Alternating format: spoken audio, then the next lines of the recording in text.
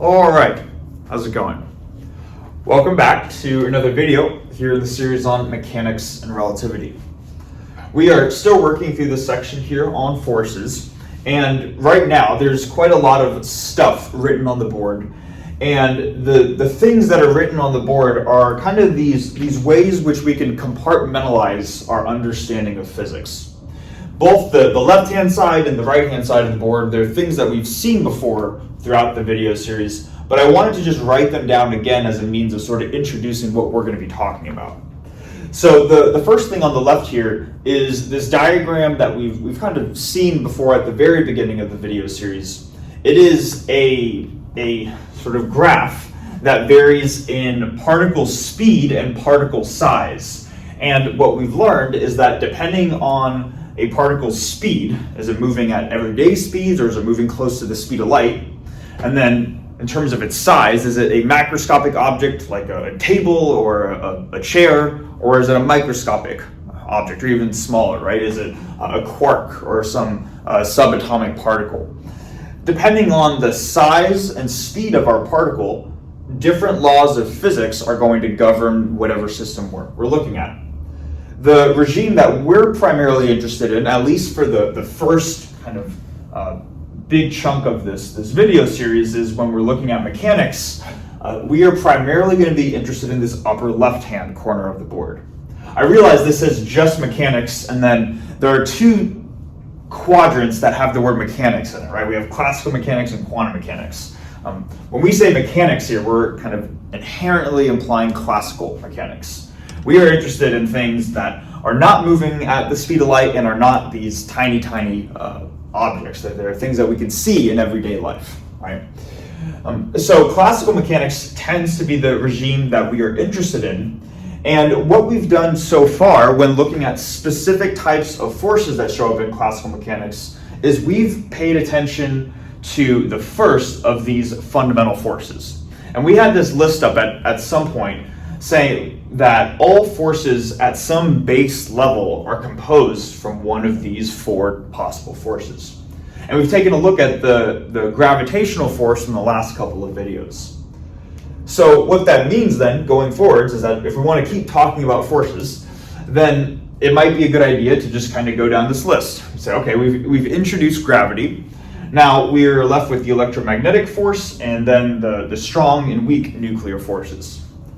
But when it comes to the nuclear forces, these are forces that work on either very small regimes, and when I say that, I mean they're working with particles that are inherently very, very small. Right? The strong nuclear force is what's keeping a nucleus essentially bound together, what's preventing it's what's allowing the protons and the neutrons inside a nucleus to stay bound and not fly off.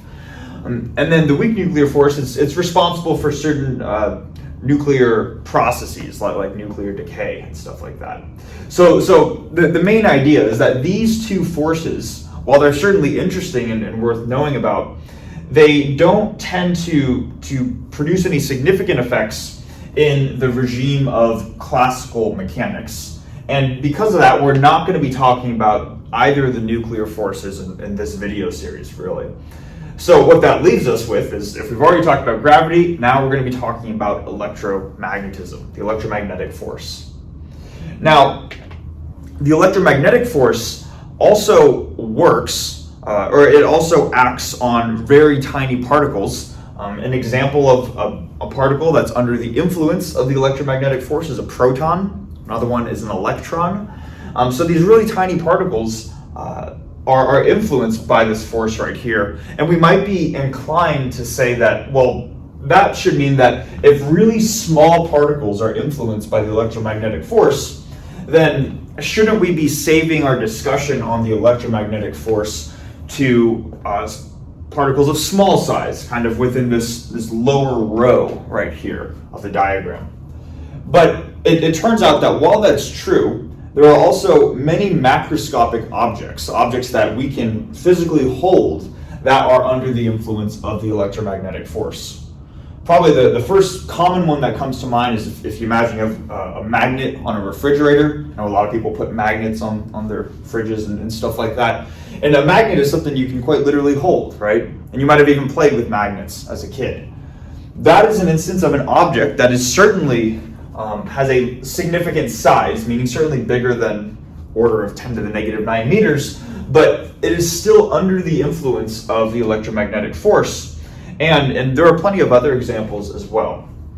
What I'm trying to get at here is that the electromagnetic force still has a significant place in the realm of classical mechanics. And when we first learn about the electromagnetic force, not just in this video, but eventually I'd like to make an entire video series on electromagnetism, we will be learning about electromagnetism in a classical sense, where we're not too concerned with quantum effects that start to come down in this regime. Okay. So all of that being said, the purpose of this video, the goal of this video, is to introduce the electromagnetic force, but really at kind of a broad level. What I'd like us to be able to do by the end of the video series is say, oh, okay, if we have a particle that's under the influence of the electromagnetic force, how can we write out that force for a problem that we're working in? And then how do we get a basic understanding of how a particle moves according to the electromagnetic force? This video is going to be by no means exhaustive, or comprehensive, I should say. Again, I'd like to make an entire video series, if not 2 video series, on electromagnetism at some point.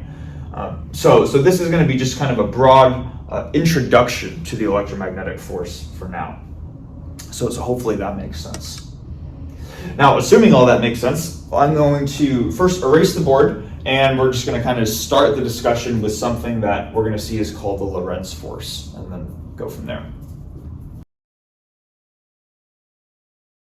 All right, so to start the discussion off on the electromagnetic force, I want to actually start at a similar starting point to when we introduced the gravitational force, where we talked about a particle and we creatively drew that particle as a dot, right? And in the gravitational force case, we said that this particle right here was under the influence of gravity. It was influenced by gravity if this particle had a certain property, and that property was the particle's mass, right?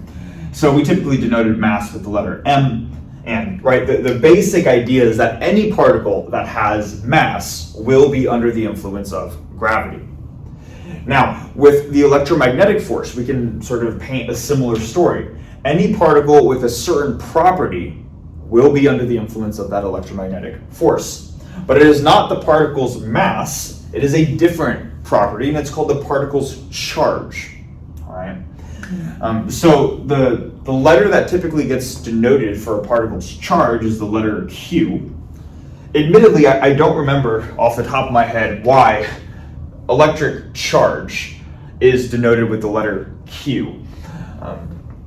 Somebody told me at one point, but I don't remember, admittedly.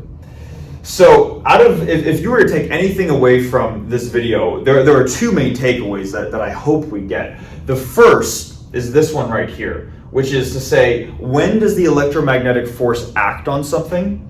Well, whenever your particle has some sort of associated charge with it, it's just a fundamental property, a numerical value that's attached to this particle right here that denotes its charge. Whenever it has charge, that means that it will be influenced by the electromagnetic force. Okay. So hopefully that makes sense. We can kind of draw a parallel between gravity and electromagnetism there. Now, when we've typically introduced forces and talked about forces in this section here, we've introduced them in terms of potentials, right? In terms of potential energy terms, I guess to be specific. We would say that the force on a particle was defined as the negative gradient of some potential energy term, right? And we saw this too when we were drawing out the 4 quantities associated with gravity, kind of 4 big quantities. I think we had the gravitational force, the gravitational field, gravitational potential energy, and the gravitational potential. All right, and we saw there was like this wheel type diagram and how they were all related to each other. This was one part of the wheel. But another way which we can think about forces is not necessarily defining them in terms of a potential or potential energy, but rather in terms of a field. Okay? And we saw that, and that was part one sort of side length of the wheel, where we related the gravitational force to the gravitational field, and they were related by F equals m times g. Okay. And what I want to do is I just want to kind of visually draw this out so we can get an understanding for how to think about the force that a particle experiences when it's placed in a gravitational field. Because there's going to be a parallel there when we talk about electromagnetism. So G, this is the gravitational field. It is inherently a vector field. And we can intuitively, sort of physically think about a vector field as a bunch of arrows in space, right? So I can just draw out a bunch of arrows in space. And you can imagine they're all over space, but I've got a couple arrows, right? This denotes my vector field G. And the basic sort of idea behind thinking about the force on a particle is that if we were to put a particle in this vector field, in this gravitational field G, let's do that. Let's put a particle right there. So it's in this gravitational field, and this particle has a mass associated with it. So take our particle, put it right there, and let it go. Then this particle is going to start to experience a force due to gravity. It's going to experience a gravitational force. It's going to start moving along the direction of this gravitational field here. So it's going to be proportional to the lengths of these arrows, proportional to the strength of G, and it's also going to be proportional to its mass. All right. So hopefully that picture makes sense, that you can have some pre-existing gravitational field, kind of like how Earth would naturally make a gravitational field. If you were to put a particle within that field, it will start to move along the direction of these arrows right here. Now, you might be saying, why are we making such a big deal about this, thinking about forces in terms of fields? And the reason is because when we work with the electromagnetic force, at least in the beginning, when we start introducing it, like what we're going to do now, we typically think about the electromagnetic force defined in terms of electric and magnetic fields. So the relationship, kind of the equivalent relationship to this equation right here, but for electromagnetism, it's called the Lorentz force. It's an equation, so let's write this out, the Lorentz force. Lorentz force. It is an equation that describes the force that a particle experiences due to electric and magnetic fields. So to write it out, we're going to still have the same left-hand side. The particle is going to experience a force. And we see here with the gravity equation, or the equation for the gravitational force, that one of the factors in this equation is the particle's mass, that fundamental property needed to produce a gravitational force. Likewise here, we're going to have that same fundamental property, so we're going to have the particle's charge. It's going to be Q. Now, if we were to sort of mirror this here, the next thing in the equation is the gravitational field, right? So we might be thinking that we're going to write out something here to represent the electromagnetic field. And it turns out that there are things that are called electromagnetic fields, but when we typically introduce electromagnetism just as a topic, we think about the electric and magnetic fields separately. And there's a good reason for why we start there, but I'm not going to get into it now. But the basic idea is that rather than write out just a single field, I'm going to write out two separate fields, where the first field I'm going to write as the letter E, and this is going to denote, well, it is a vector field, and it's going to denote the electric field, just the electric component. And then the second term, we might again be inclined to think that we're going to have an electric field plus a magnetic field. But it turns out, with the way that magnetic fields work, magnetic fields are kind of these quirky little forces, and they're really interesting geometrically to work with. But because of how magnetic fields are defined, it's not just going to be the magnetic field, but it's actually going to be a cross product, where the first term in the cross product is going to be x dot, where x is just the position of a particle, x dot therefore is its velocity. So the first term in the cross product is the velocity, and I realize we have x dot cross, but hopefully we get that this is the velocity cross, and then we're having another vector field, which we're going to call B. B stands for the magnetic field, and just like with the particle's charge, somebody told me at some point why we use B for magnetic field, but I don't remember. So if anybody would like to leave a comment, I'd love to have my memory refreshed on why Q for charge and B for magnetic field, but that's the notation that we use.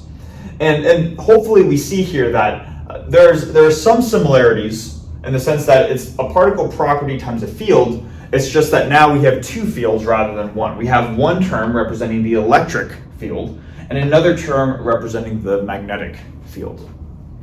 So hopefully that makes sense. We can see parallels there. Now, in the general case, these fields, the electric and magnetic fields, can depend on both position and time. But for now, and really for this video, I want to just keep the discussion simple and assume that these electric and magnetic fields only depend on position.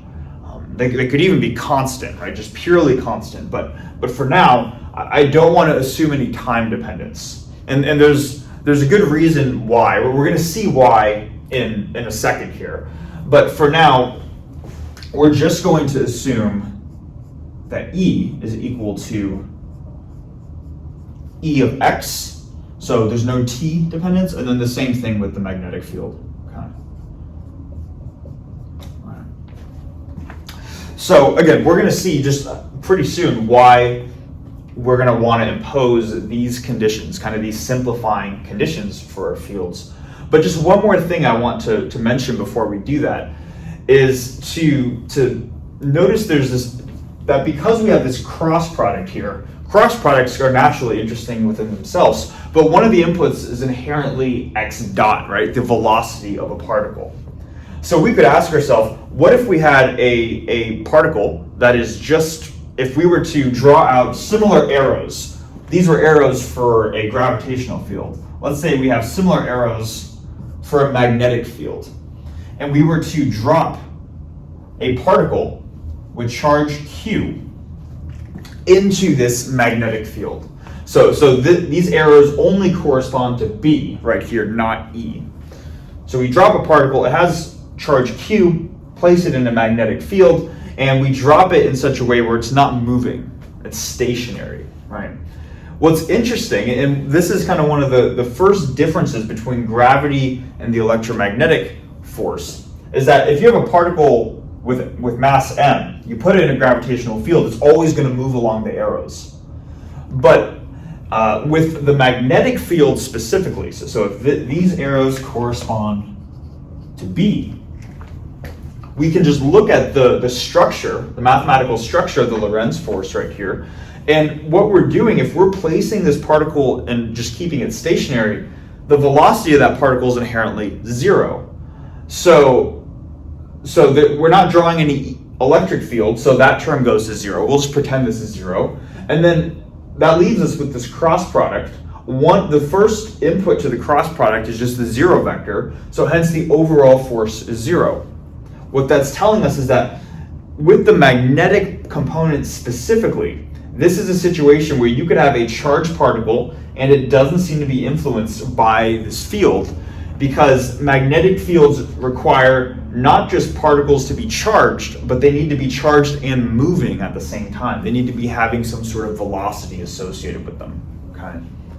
So this interesting peculiarity or interesting feature of the electromagnetic force is that when working with the magnetic force, the magnetic component specifically, this guy needs to be moving in order to experience a force. All right. Now, hopefully that makes sense. This is just introducing the Lorentz force, and this should really be the main takeaway of the video. That when are particles influenced by the electromagnetic force? If they have charge, what is the way in which they are influenced? How can we write out the electromagnetic force? Through the Lorentz force. Okay. But what I'm going to do now is I'm going to erase the board, and we're going to start to see that when we assume that there's no time dependence within the electric and magnetic fields, there are some very interesting similarities between the gravitational force and specifically the electric component of the force. That's going to be kind of an important idea. So I'm going to write out those two side by side, and then we're going to go through those together.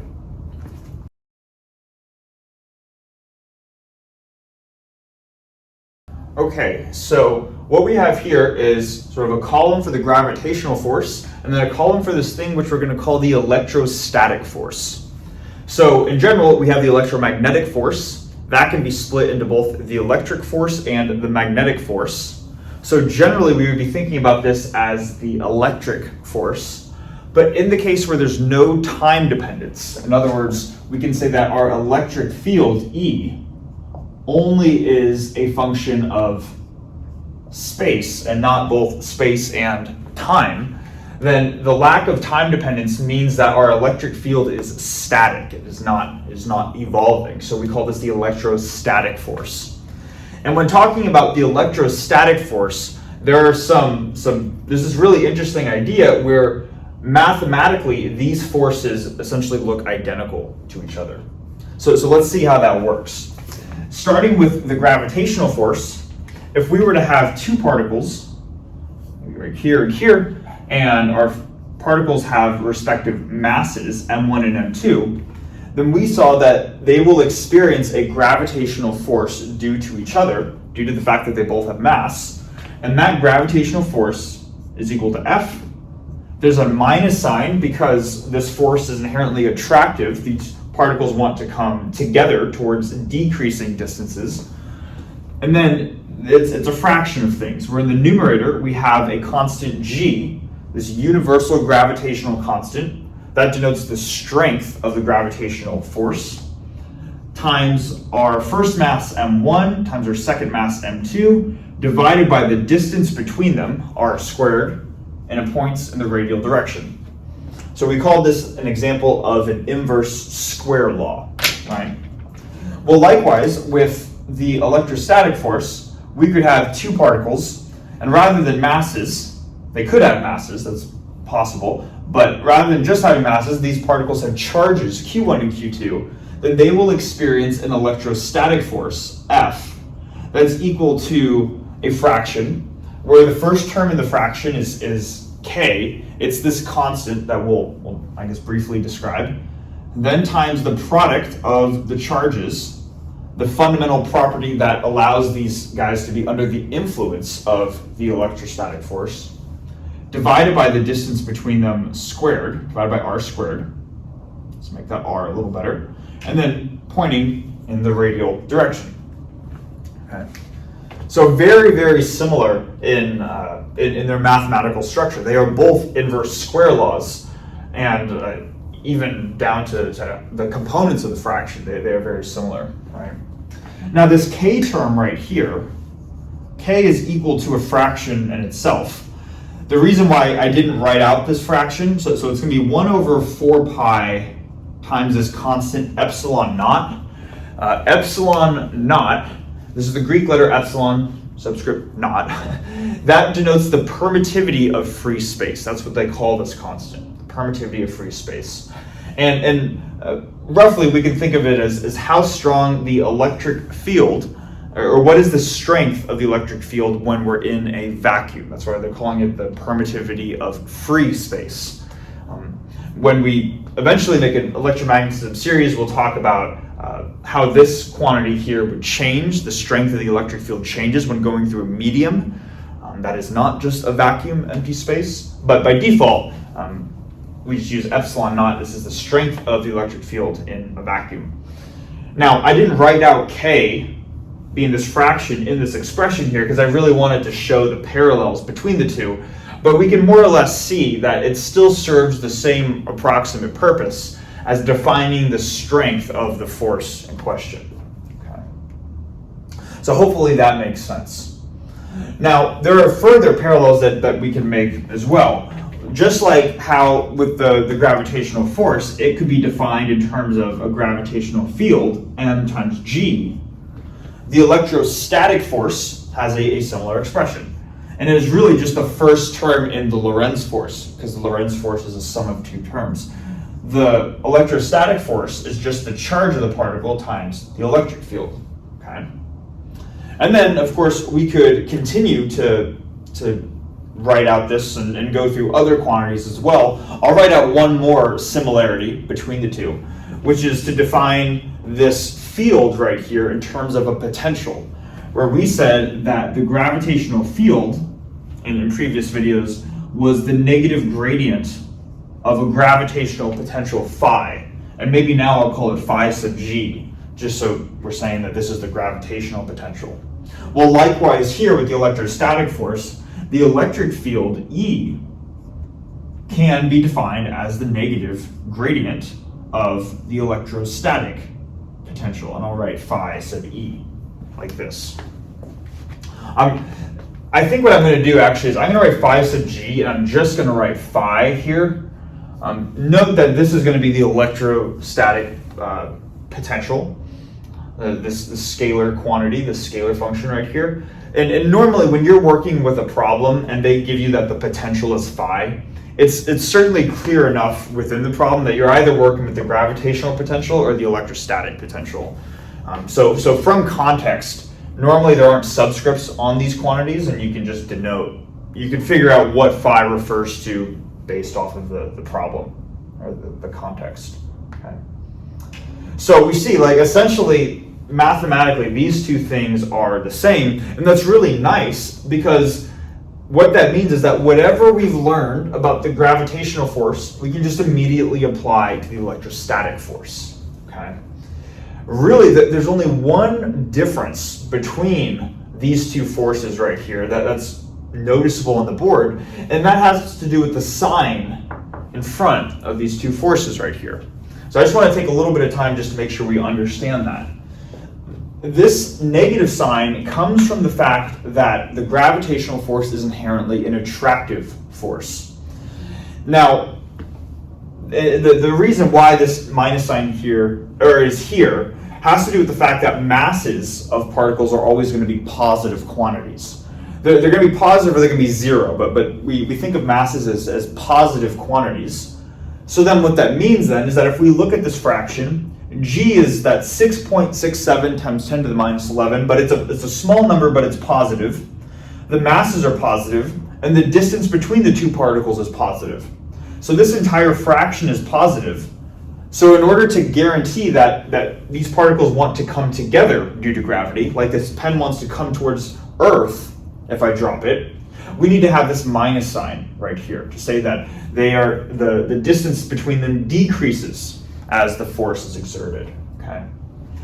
Now that is not present right here, and that's because unlike masses which have to be positive, charges can be positive or negative.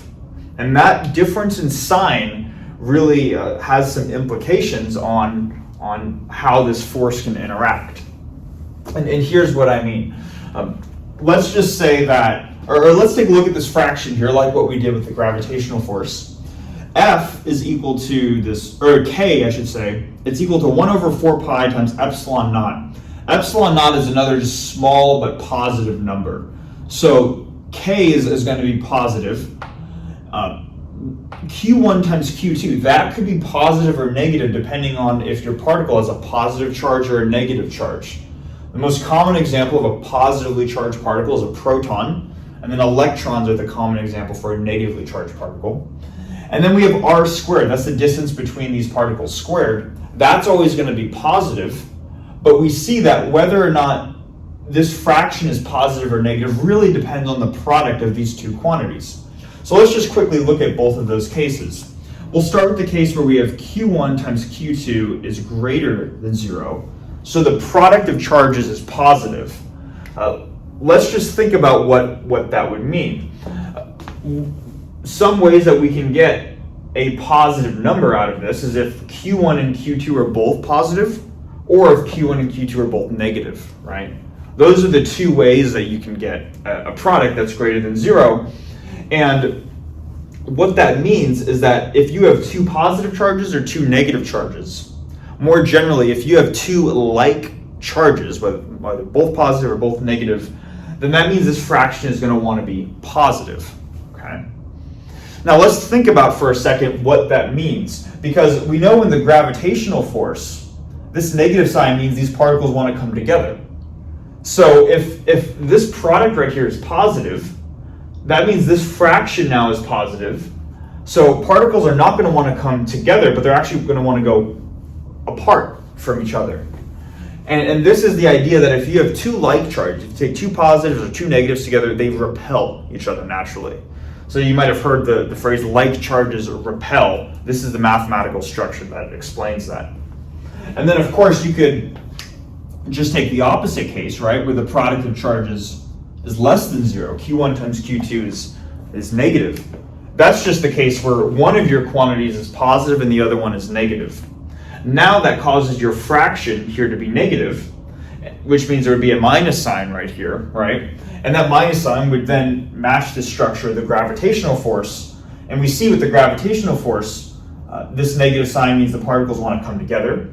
That would be similar with the electrostatic force. If this one's positive and this one's negative, or vice versa, it doesn't matter, these particles are going to want to come together. So we see that opposite charges attract and like charges repel. That's kind of the main difference, versus here, any two particles with mass are going to attract. Right? Now, all of that being said, this is a really nice parallel that we can make under the assumption that our electric field does not depend on time. It turns out that another really nice idea that we can talk about when our electric and magnetic fields don't depend on time is the fact that there is a conserved energy associated with electromagnetic fields, or a conserved energy that a particle has when it's in the presence of an electromagnetic field. So I'm going to erase the board and then we're going to show that next.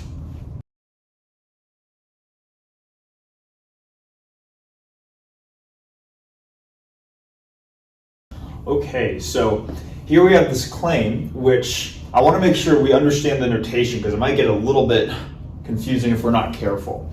So this expression right here is for a quantity E, but E doesn't have the arrow over it. It's a scalar, and it doesn't represent the magnitude of the electric field, E, but rather just the energy.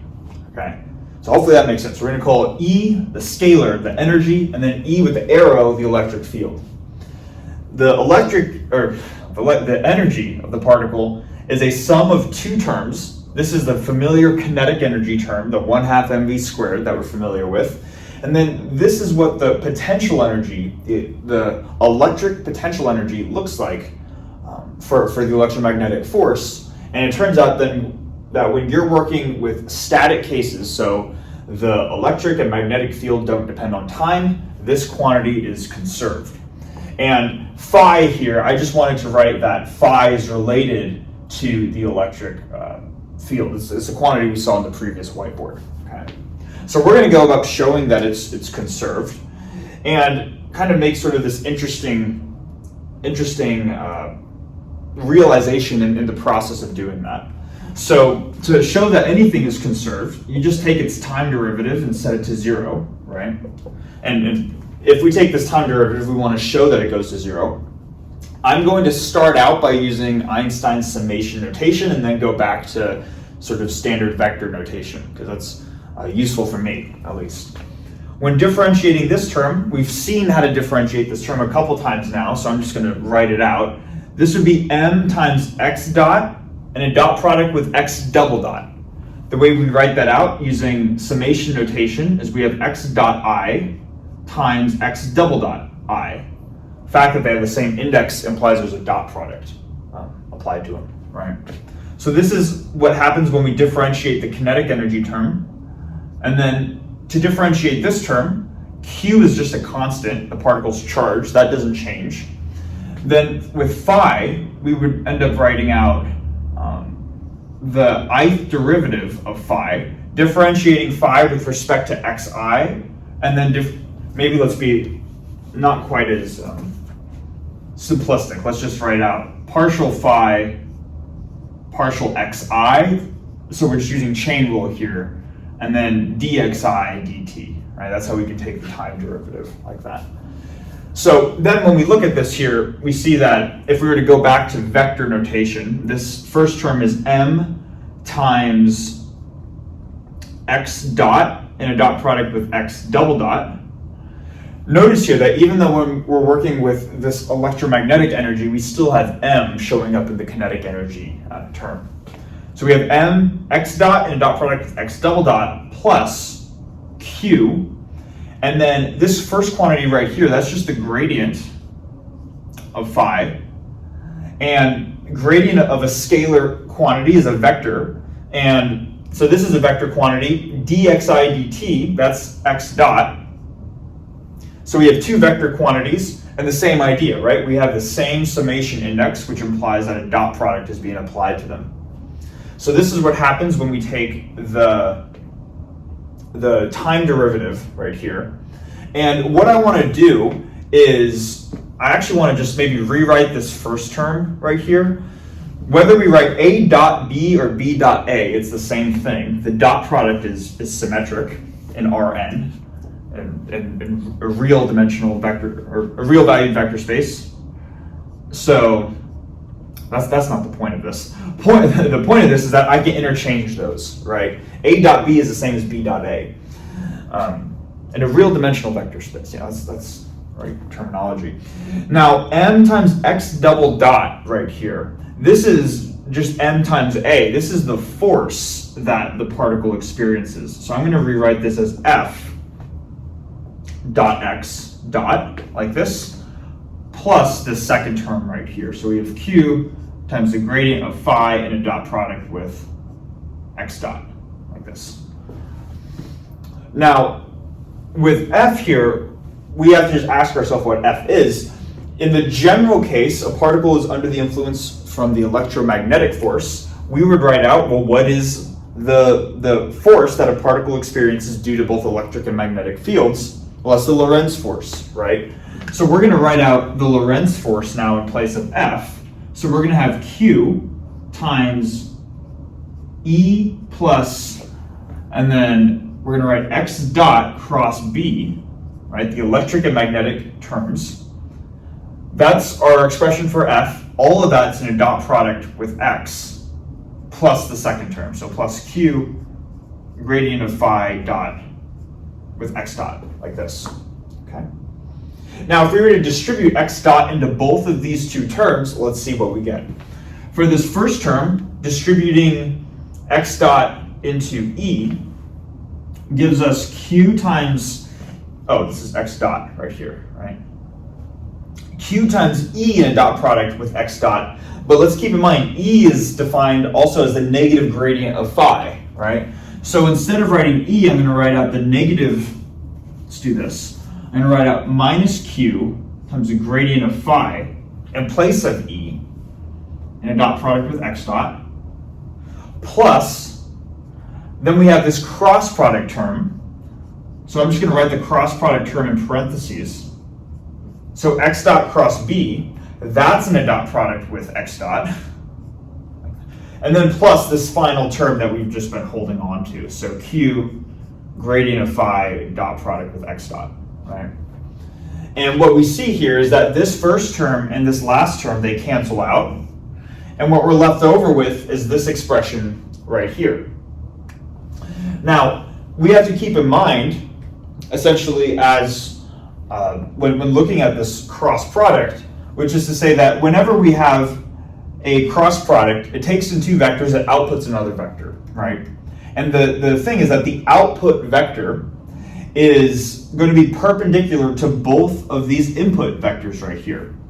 So without knowing anything specific about the particle's velocity or the magnetic field, we know that this term in parentheses gives us a vector that is perpendicular to both of these guys. And importantly, it's perpendicular to x dot. So this term is perpendicular to x dot, and it's in a dot product with x dot. Two vectors that are perpendicular together, or perpendicular to each other, in a dot product gives you 0. So this overall term right here goes to 0. And therefore, energy is conserved. Okay. So hopefully that makes sense. You can see it's a little more extensive than what we've done before, but everything still checks out.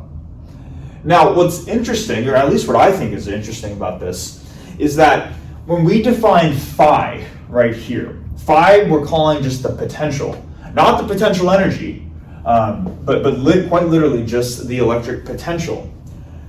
We see that differentiating phi with a minus sign gives us the electric field, just the electric field by itself. And that same phi goes into the potential energy. But in this expression, we weren't just working with the electric field, right? We said that the force exerted on our particle had both contributions from the electric field and a magnetic field. So even though we were looking at the generalized Lorentz force, a particle that is moving around with electric fields and magnetic fields present, the conserved energy still only depends on a phi that is related to just the electric field, not the magnetic field. So a natural question might be, well, where is this expression but for the magnetic field, right? Where is B is equal to negative gradient of some phi m for magnetic? Why don't we have this expression showing up anywhere here? And to just to quickly answer that, this expression relating phi as the negative gradient of a scalar potential like this, a scalar function that acts as a potential, this is a thing in physics. You could write this, but only in certain cases and very specialized cases. Without getting into too much detail, there is a way, or there's a concept in electromagnetism called current. And current is naturally charge which is flowing, which is moving throughout time. And this expression is only valid in the absence of current, in the absence of flowing charges. We're not going to get into too much detail of that for now, but it's a very specific condition that applies. You have no currents, you have no sources inherently.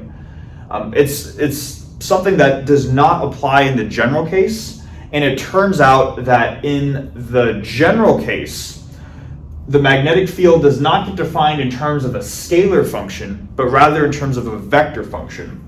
So what you'll end up seeing, and I'm just going to mention it and leave it at this for this video, but B, typically, when it gets defined in terms of a potential, it gets defined not in terms of a scalar function, but in terms of a vector function. And this vector field A is called the vector potential. So we typically think of this phi as a scalar potential and A as a vector potential. And B is defined as the curl of a vector potential. All right. So this is a little bit more detail than I wanted to get into, but I just wanted to just point out something that might be a little bit confusing, right? If we have this expression, why don't we have this expression? Well, B normally gets defined in terms of this. Why it does that, we're going to save that for another video series. Okay. But anyways, main takeaway is that we have a conserved energy for a particle under that, or that experiences an electromagnetic force, and this is what it's equal to. All right. Now, to finish off the video, we're just going to quickly talk about what happens if a particle exists in a magnetic field. So I'm going to, because we've mainly been doing stuff with electric fields, right? So I'm going to erase the board, and then we'll do that to finish off the video.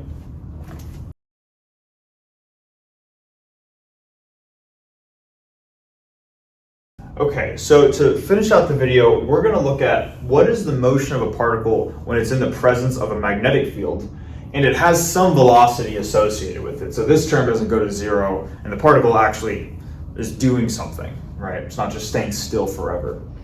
And we're going to take the case where our magnetic field is constant, and we're going to arrange it in such a way that, or we're going to arrange our axes rather, that the magnetic field happens to be pointing along the z direction. So if we were to just draw this out, our magnetic field is a vector field, so we could think of arrows in space, and these arrows are just going to be pointing directly up. And if we were to place a particle with charge q, we have to give it a little bit of a velocity in order for, we can't have it be completely stationary, but maybe we'll just give it a slight velocity in the presence of B, what will it end up doing? we've talked about what happens if there's just the electric field, right? That was the electrostatic case. This would be the magnetostatic case here. Now, the way that this works is we have this equation right here. This is a differential equation that describes the motion of this particle. Notice we're still just using Newton's second law. This is still F equals ma. We're on the left-hand side, we have m times a. So let's give our particle a mass too, right? We see that even though we're working with the electromagnetic force, Newton's second law doesn't all of a sudden have F equals qa. It's still F equals ma. So we have mass times the acceleration is equal to, and this is just the second component of the Lorentz force, right? The Lorentz force was a sum of two terms, and this is the second term. So what I want to just do really quickly is let's just evaluate the cross product and then see what we get out of the cross product. So, or more generally the right-hand side. So if I were to write out Q times the velocity cross the B field, let's make B a little bit more like a B, like that. This is going to be Q, and then I'm just going to set up kind of this array that we typically do with cross products. We're assuming we're working Cartesian coordinates, so we have I hat, J hat, K hat. And then here, this is the velocity vector, right? That's why we have the arrow over the top of X. But these are just the components of our velocity. So we have the velocity in the X, the velocity in the Y, and the velocity in the Z direction. None of these have arrows over them because they're just components of this vector right here. And then for B, we're just going to plug in the specific form of B, 0, 0, B. To make sure we understand the notation here, B with the arrow over the top says this is the vector field, these arrows in space. The magnitude, the strength of the vector field is just B. And you'll often see this in physics problems, where B without the arrow on the top is the magnitude of the vector B. You might see the same thing with the electric field, so that's why in the previous whiteboard I really wanted to emphasize E by itself was energy versus E with an arrow was the electric field. But anyways, this is the cross product. And if we were to look at the output of the cross product, we see that for the I hat component, we have y dot times B minus 0. So this gives us Q times B times y dot in the I hat direction. And then for the j hat term, we have minus x dot B plus z dot times 0. So this is minus q b x dot in the j hat direction. And then for the k hat direction, we have x dot times 0 minus y dot times 0. So we actually have nothing for the k hat direction. So this is what the resulting cross product is going to be. And what I want to do now is I want to just take this differential equation, which is inherently a vector equation, and write it out in component form. What's the x, y, and z components to this equation? With the x component, we're going to have mx double dot, no arrow on the top of it because this is a component, and that's going to be equal to the x component of the right-hand side, which is this expression. So we're going to have qb y dot like this. And then for the y component, we're going to have my double dot equals this y component, which is minus qbx dot. And then finally for the z hat component, we have mz dot double dot, and that's just equal to 0. Okay. So something immediately interesting, I think, about magnetic fields is that even though our particle is in a magnetic field pointing exclusively in the z direction, this particle will never experience any acceleration in the z direction because this is what Newton's law tells us, right? This comes from the fact that the magnetic force, this term right here, has a cross product in it. So all of the motion in this particle is going to be in its x and y, in the x and y directions. In other words, if this was a plane that we drew right here, and B is pointing directly perpendicular to the plane, this plane right here is the xy plane. And that tells us that our particle is going to be confined to moving within this plane perpendicular to the direction of B. Now, we could go about spending time solving these differential equations, and in both David and Dexter's lecture notes, they have this really cool way of solving these differential equations simultaneously using complex variables. I feel like the video's probably gone on long enough though already, and I don't want that to be the main focus of the video, so I'm just going to find the solutions for if you were to solve this system of differential equations. You could certainly do it, but if you were to solve the system of differential equations, what would you get for x of t and y of t? So I'm going to write those out down here, and then we'll go through that together.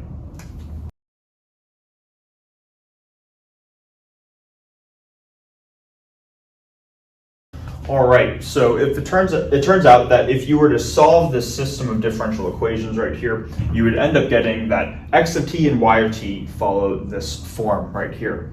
They're defined in terms of v, which is the initial sort of kick, the initial speed that the particle had, this little arrow right here, called as v. Its initial speed at the start of its motion, at time t equals 0. It points in the negative y direction according to the notes, and the particle starts at the origin. So those are the initial conditions if you wanted to actually go through this yourself to double check this, but this is what you would get.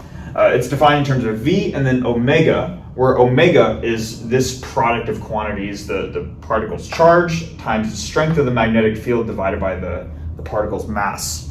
And this is a very common frequency that shows up, the input to these sines and cosine functions right here. This is known as the cyclotron frequency. It has a name associated with it. The cyclotron frequency of a particle in a constant magnetic field will always be of this form. Say, okay, sure, you solve the equations, this is what you get. The main thing that I want us to get out of this is to just take a look at the form of these solutions and say, what does that mean for the motion of the particle? We know that the particle is confined to move in this plane right here, but what is it really doing, right? And it turns out that because we see right here in both x and y, they have the same amplitude, being v over omega, disregarding the sign, right? The amplitude's the same. And then they are both trig terms. They have a cosine function and a sine function of the same frequency, of omega, as its cyclotron frequency.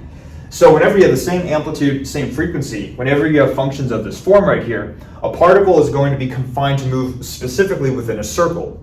So this is just something that you end up seeing, and this is kind of the generalized motion for a particle in this external magnetic field right here. This particle is going to want to move in a circle existing within the xy plane. It's going to move in a circle in the plane that's perpendicular to the direction of B.